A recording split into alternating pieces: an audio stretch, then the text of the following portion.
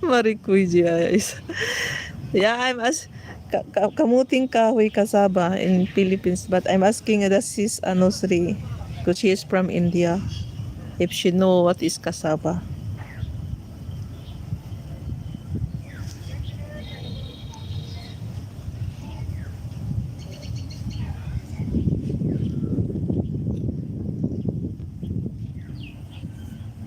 Wala mo yung ibang Pinay dito, nagtatanim sila ng kasaba. Pag may isa sa kanila na nakahanap ng mga ganun na pwedeng itanim. Tapos pag nakatanim na sila, harvest, yun, pinagbigyan niya yung ibang mga Pinay dito na nanghingi sa kanya na medyo malapit lang. Kaya meron sila. Tapos alam mo dito walang avocado. Hindi nagtatanim yung mga tao dito na avocado. Bira lang, meron naman kasi may nagtitinda na. So yung mga lahat ng Pinay din na hindi naman lahat kasi ako wala. Yun, bumibili sila talaga ng avocado, then they plant it. So ayun, nagsipagtubo na yung mga avocado nila. After 2 to 3 years, makaharvest na yan sila. Mamumunga na yan 3 to 4 years. 2 to 3, 4 years. Mabilis lang yan mamunga kahit maliit yung puno.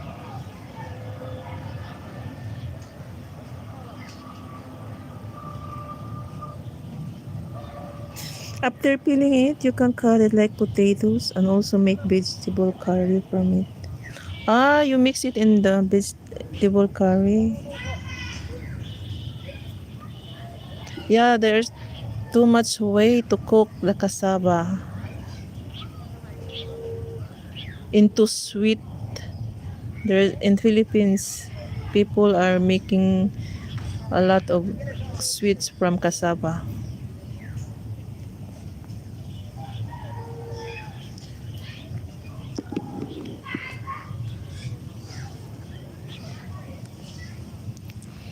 We grate it, mix with some coconut, sugar, or peanut, and then wrap it in banana leaves and then boil or steam.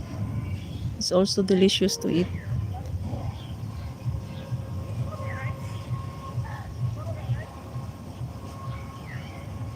And then you can make it also cassava cake. It's so delicious to eat cassava cake. One of my favorite sweet. Cassava cake. It's really, really delicious.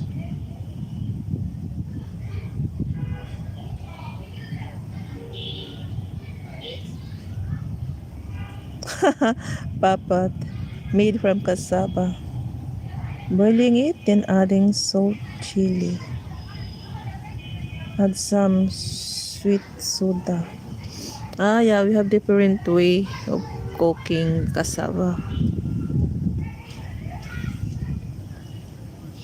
Yeah, you can boil it in the simple way. Boil it and then mix with some coconut milk or coconut cream with some sugar. It's delicious to eat.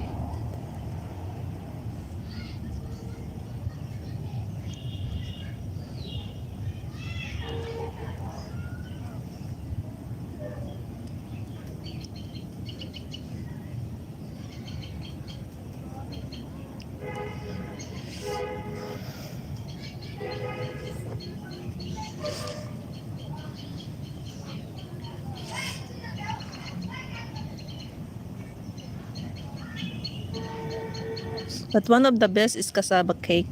You can try that if you have cassava there. Just grate it and mix with some condensed milk, sugar, then some cheese. Is no so yummy to eat.